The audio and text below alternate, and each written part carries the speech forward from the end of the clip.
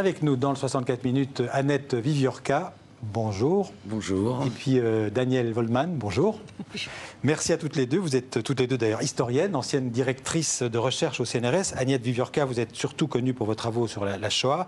Et Daniel Woldman, vous êtes notamment une spécialiste des questions de genre, c'est-à-dire des différences sociales entre les hommes et les femmes. Alors ensemble, vous venez de publier Triste grossesse au pluriel, l'affaire des époux Bach, c'est aux éditions du Seuil. Alors pour faire le lien entre votre livre et la loi qui a légalisé la contraception en France, il faut faire un bref rappel historique. La contraception est légale en France depuis la loi Neuwirth en 67. C'est une loi qui porte le nom donc, du député Lucien Neuwirth qui a proposé cette loi à l'Assemblée nationale. Quelques années plus tôt, un couple de Saint-Ouen, près de Paris, Ginette et Claude Bach, avait été condamné à 7 ans de prison en 1954 pour avoir laissé mourir, faute de soins, une petite fille de 8 mois, Danielle, qui était leur 4e enfant. On peut dire que la famille Bach, c'était une famille de la classe moyenne de la proche banlieue parisienne. La classe moyenne, peut-être pas, c'était une famille d'ouvriers. Voilà, une famille d'ouvriers. Une famille, on a presque envie de dire normale, un jeune couple qui se marie à 25 ans, voilà. Ils étaient leur 4e enfant. À 25 ans, c'était leur 4e enfant, ce qui était relativement fréquent à l'époque. D'où le titre Triste grossesse au pluriel.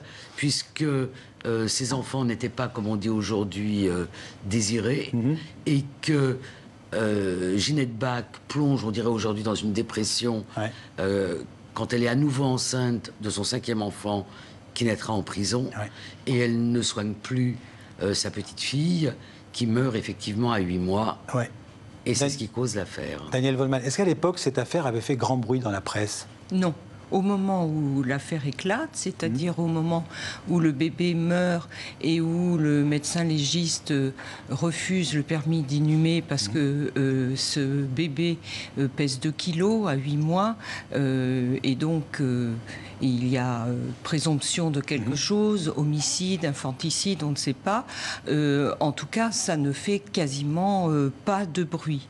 Au moment où ils sont emprisonnés, il y a quelques articles dans la presse au moment du premier procès où ils sont procès en 54. En 54, mais non, ça ne fait pas de bruit. Alors ils sont condamnés tous les deux à 7 ans de prison. Est-ce que c'est un jugement qui est sévère ou plutôt clément ?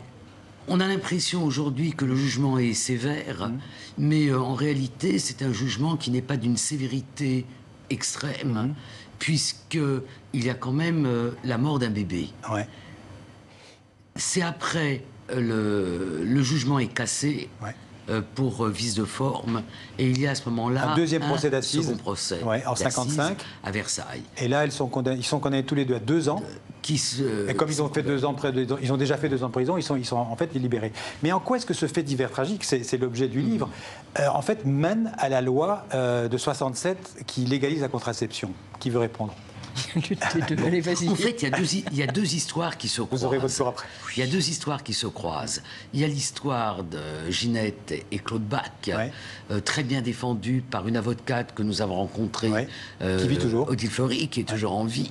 Et en même temps, sans qu'il y ait aucun lien entre les deux, le combat d'une femme, une gynécologue, Marie-André Lagroix-Veillalé, qui essaye de faire entendre la nécessité de supprimer les articles de la loi de 1920 qui interdisait la propagande et la vente de produits contraceptifs. La France vivait à cette époque sous la loi de 1920, qui était une loi qui pénalisait, qui punissait en fait la contraception, qui non seulement interdisait, mais qui était punie pénalement. C'était puni pénalement, puisque on n'avait pas le droit d'utiliser des contraceptifs. Il n'y avait pas de pilule, mais il y avait quand même d'autres moyens. Et non seulement on n'avait pas le droit d'utiliser des contraceptifs, mais la vente et la propagande, c'est ça qui est important, et la propagande étaient eux aussi punis par la loi. Alors vous avez cité le nom de la gynécologue Marie-André Lagroix-Veillalé. Il y a aussi Evelyne Sullereau. Ces 2 femmes, en fait, se sont, on peut dire, associées, unies, pour créer d'abord, je crois que ça s'appelait Maternité Heureuse, ce qui allait devenir le planning familial. Oui. Alors, Marie-André Lagroix-Veillalé vient témoigner au second procès des époux Bach. Et il y a en somme, élaboré par elle et son mari beaucoup plus âgé et grand médecin, toute une stratégie D'abord, une stratégie qu'on appellerait aujourd'hui médiatique. C'est la grande enquête qui est faite par de Rogy dans Libération, la Libération de l'époque. Ouais. Jacques de Rogy, qui était grand journaliste. Et Évelyne Sullereau prend contact avec Marie-André Lagroix-Veillalé, et c'est elle qui suggère de faire une association de femmes, uniquement de femmes, et c'est la maternité heureuse qui deviendra le planning familial de 2 ans après. Et dès le début, maternité heureuse et le planning familial défendent le droit à la contraception. C'est leur but. Oui. C'est leur but. Le droit à la contraception, c'est pas tellement en termes de droit, mais en termes de légalisation. Oui. Qu'on supprime ces fameux articles de la loi de 1920 pour que la contraception soit autorisée. Et en légale. fait, la contraception est présentée, c'est ce que j'ai lu, par les femmes du planning familial, comme un moyen de lutte contre l'avortement. C'est un argument qu'elles utilisent. Absolument. Parce que les années qui ont suivi la Seconde Guerre mondiale sont les années du baby-boom, dont nous sommes des produits, mais ce sont aussi les années du boom de l'avortement, avec un nombre, certaines disent 600, 700, 800 000, et leur lot de drames, puisque plusieurs dizaines de milliers de femmes meurent de ces avortements clandestins. Ouais. Donc l'idée, aussi bien de Marie-André Lagroix-Veillalé que d'Évelyne Sullereau, c'est que en légalisant la contraception et en faisant même une propagande pour la contraception, on évitera les drames comme celui du décès de la petite Danielle Bach, et on évitera aussi les drames de l'avortement. Oui. Alors, entre 54 et 67, il y a quand même 55-67, il y a 12-13 ans, ça ne s'est pas fait tout seul. Ça veut dire qu'il y a eu des résistances quand même dans la société française. Par exemple, de la part comment dirais-je, de la communauté catholique, du Parti communiste, et même du général de Gaulle, qui était opposé à la contraception. La contraception, ça semblait quelque chose le Parti communiste a même parlé des vices de la bourgeoisie. Ouais. Il y avait 2 choses. D'une part, ça ne regarde pas la puissance publique, donc il n'y a pas à légaliser. Et puis, c'est donner une grande liberté aux femmes. Or, toute la partie qu'on appellerait maintenant patriarcale de la société, n'y était pas favorable. Et de toute façon, les milieux catholiques n'étaient pas favorables à la contraception, puisque le mariage est fait pour procréer, et que la sexualité en dehors du mariage, ça ne doit pas être. Donc, c'était logique que les catholiques soient contre la contraception. Ceci dit, en 67, la contraception était déjà tolérée et, comment dirais-je, dépénalisée dans plusieurs pays, notamment en Grande-Bretagne. Même la France était en retard. Oui.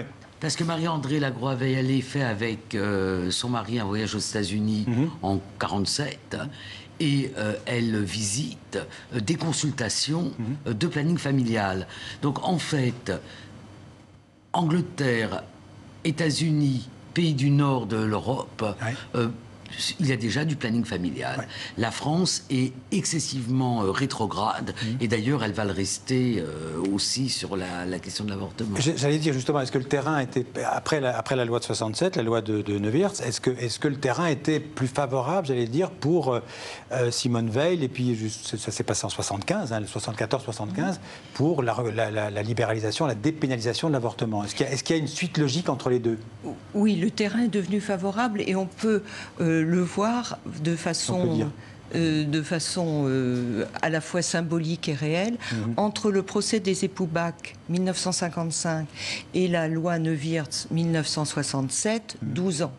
Entre un autre procès qui a fait beaucoup de bruit, le procès de Marie-Claire, défendue, qui avait avorté après un viol et qui a été défendu par Gisèle Halimi, c'est 72, et la loi Veil, c'est 74-75. Donc il y a un raccourcissement des délais qui montre que l'opinion a évolué. Oui.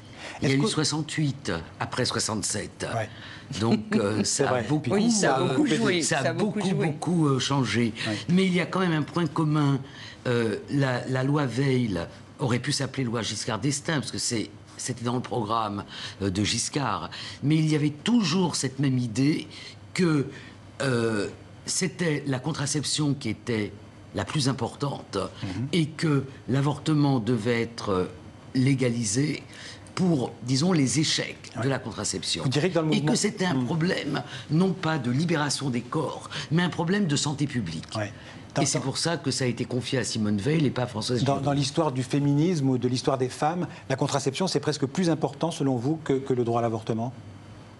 Moi, je dirais que oui. Je dirais que la contraception, et Simone Veil le disait elle-même, la contraception, c'est vraiment la maîtrise par les femmes qui n'ont rien besoin de demander à personne de leur fécondité. Et c'est ça la grande révolution. Daniel Wollmann, aujourd'hui, le droit à l'avortement et même à la contraception en France, il est menacé, selon vous? Le droit, peut-être pas, parce qu'il y a des lois. Mais la pratique, c'est autre chose. Et on constate de façon curieuse et qui chagrine beaucoup, par exemple, les gynécologues, mais aussi les militantes féministes et puis les femmes en général, il y a un mouvement de refus de tout ce que la contraception orale, c'est-à-dire la pilule, qui recule nettement. A de non naturel. Donc on revient au naturel, et le naturel, ça fait... Il y a des choses qui ne vont pas dans le naturel, il y a des échecs. Donc il y a un refus, ou du moins des réticences à la contraception chimique, on va dire. On revient à des pratiques plus non chimiques. Et ce mouvement est important. Il est parfois souterrain et parfois bien revendiqué. Et pour les gens qui ont connu l'avant la contraception et après la contraception, ça paraît très curieux. Merci à toutes les deux. Le temps qui nous est imparti est déjà terminé. Daniel Wollmann, Agnès Viviorca, Triste grossesse, l'affaire des époux Bach, c'est aux éditions du Seuil. Merci d'être venu nous parler de, comment dirais-je, de la lutte pour la contraception en France. Merci beaucoup. Merci.